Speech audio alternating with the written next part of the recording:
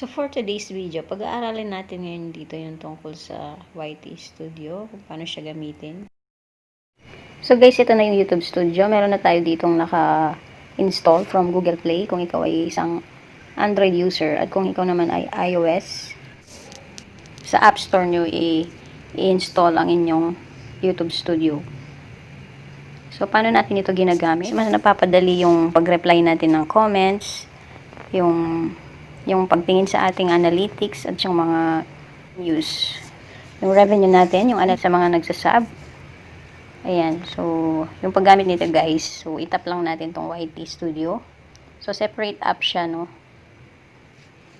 Ayan, so makikita natin dito yung dashboard. So nandito yung homepage, yung notification at yung account or yung profile picture natin. So itong dashboard, ito na yun guys.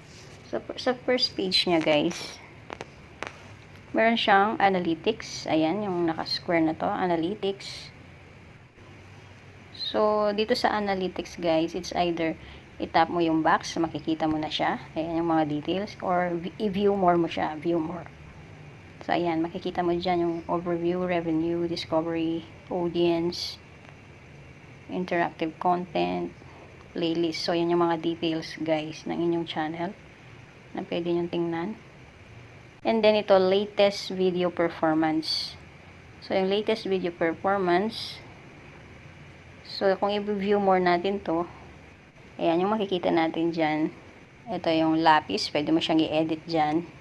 And then, itong share, at ito, pwede mo siyang panoorin sa YouTube. Ayan guys, dito sa lapis na to, pwede mo rin i-edit yung thumbnail. Ayan yung thumbnail. So, kung meron kang change mo lang. So, kung itatap natin yung pencil, ayan, meron siyang basic info. So, dito mo siya, may edit yung title niya. Ayan, pwede mo siyang i-edit title. Alisin ko yung S. O yan. Tapos save mo lang. Yung description, ito yun. So, pwede mo ring i-edit yung description. And then, ito yung visibility niya. Ayan. Public, unlisted, private, scheduled. Ayan. Visibility. And then, ito yun yung dollar sign, yung monetization. So, dito sa arrow dito. So, yun yung press mo para i-on mo yung monetization kung monetized channel ka. Ayan. And then dito sa it's not made for kids. So, kung hindi naman pambata yung content. Ayan guys. Nandyan siya. So, i-check mo lang. No, it's not made for kids. And then, kung anong playlist siya. Pili ka lang dyan kung anong content yung ginawa mo sa mga playlist na ikaw din yung gumawa. And then dito guys, ito yung mga tags. Sa title mo, ilalagay mo yung tags and then yung mga synonyms niya. Yan, pwede nyo ilagay lahat dito sa tags. Para lumitaw siya sa ranking. And then, advanced setting. So, dito sa category, ayan, pipili ka kung ano yung content mo dyan. Kung for entertaining, film animation, gaming, how to style, music. Ayan, pipili ka lang dyan kung para saan yung content mo. License and rights ownership.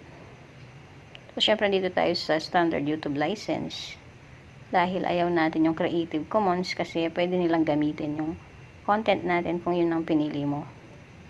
And then dito sa comments, so i-allow all comments mo lang.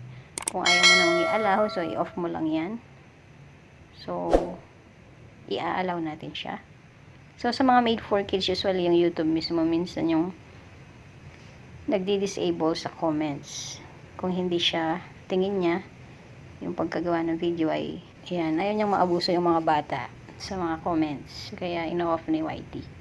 Dito, users can view ratings for this video. So, yung mga ratings natin, so, naka-turn on yan. And then, allow embedding. So, naka-on din yan. And then, mo i-delete yung video mo. Pwede mo rin siyang ma-delete dito. And then, save mo na kung meron kang iniba sa setting mo. Dahil sa lapis, dito naman, kapag senior mo siya, so, ayan, pwede mo siyang i-share either sa Messenger, Facebook, o kung saan mo pwedeng gustong i-send or i-share sa mga platform na nandyan. Dito naman, kung gusto mo siyang panoorin sa YouTube na to. Videos. Ay, mga videos. So, kung gusto mo lang makita yung details, guys, nandito yung view more. So, i-view more mo lang sila para makita mo pa yung ibang mga details. Ganyan. Ganon din sa mga comments. So, meron lahat silang view more dyan, guys. So, pag nagre-reply ako ng comments, guys, dito lang, i-view more mo lang yung comments. Ayan. Makikita mo lahat yung mga kinomments nila. So, dito mo siya pwedeng i-heart. So, dito rin mo siya pwedeng kung magre-reply ka. Diba? Thanks. Reply natin. Thanks. So, ayan. Gusto mong mag-reply. Meron din siyang like and thumbs down. And then, dito sa 3 dots. So, dito guys, yun. Kung gusto mong ipin yung comment mo, ayan, ipin mo lang dito, or remove, or report spam, or hide the user from this channel. So, kung gusto nyong mabilis na malaman kung totoo nga silang nag-iwan ng bakas sa iyong channel, ayan guys, ito yung paraan din para makita mo agad. So, dito naman sa tatlong guhit, anong gusto mong mauna, top comments, o newest first. So, dito sa comment section guys, nandito na yung mga na-publish na dito. So, nakalagay publish. So, ipipress mo yung arrow dito, makikita mo yung kung meron kang held for review. So, pinagsama na ni YouTube yung held for review tsaka yung may mga likely spam. So, nandito lahat guys. Dito mo siya makikita. So, nasa sa'yo kung i-accept mo, kung i-delete mo, kung i-report mo, or kung i-remove mo yung message. So, nandito yung 4 na pwede mong gawin guys dito sa held for review. And known YouTube issues. Ito yung last niya sa dashboard. So, yung 3 lines sa taas, guys, yan yung menu icons. Ayan. Version dashboard, yun na yun. Then, videos. So, ito yung na-revise dun sa desktop, yung nakalagay sa computer, yung content na siya, hindi na siya videos na nakalagay. Content. Yun ang isang update ni YouTube. So, dito hindi pa siya na-update. So, videos pa rin siya. Ayan, ipapakita lang niya yung mga videos natin. Then, playlist. Yung mga ginawa nating playlist, ipapakita niya. Comments, ayun.